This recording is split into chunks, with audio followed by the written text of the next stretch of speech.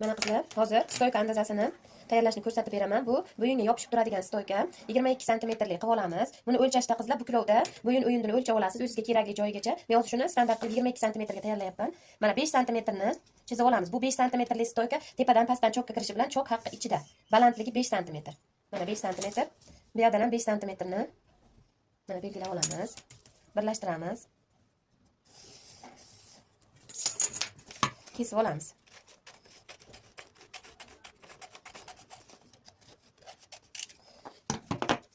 Endi mana shuni 3 ga bo'lib olamiz qizlar.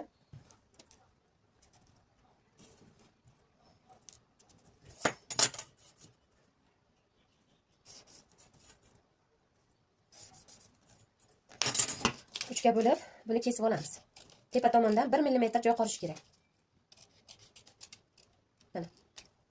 Endi mana ust bir-birining ustiga 1 cm dan o'tadi. Mana shu holatda yanadan bo'yinga yopishib turishini xohlasangiz 1,5 cm gacha o'tkazishingiz mumkin.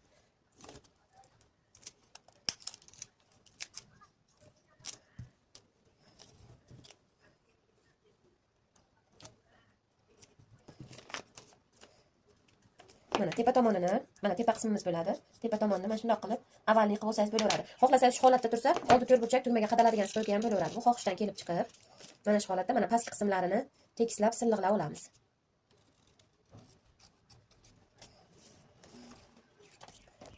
Mana qizlar, mana shu holatda mana tayyor bo'lib chiqadi stoykamiz. Endi buni matoga qo'yishni ham ko'rsatib beraman qizlar. Mana matoyimizni buklab olamiz. Mana buklab olib, tuki bo'lsa tukli matolarga, tukini tepa tomonga qaratib, mana stoykamiz tepa qismi joylashishi, mana yon tomoni qizlar. Mana yon tomoni mana shunaqa tekis turgan holatda joylashadi. Mana shu holatda joylashadi stoykamizning yoni. Agar biz hozir bu 22 santimetrli, 23 santimetrli stoyka olmoqchi bo'lsak, 1 santimetr orqa tomondan qo'shiladi. Mana shu holatda bizning stoykamiz tepaga 4-5 santimetrgacha ko'tarilgan, juda ham chiroyli bo'lib, bo'yinga yopishib turadi. O'zim necha yillardan beri foydalanadigan stoykam.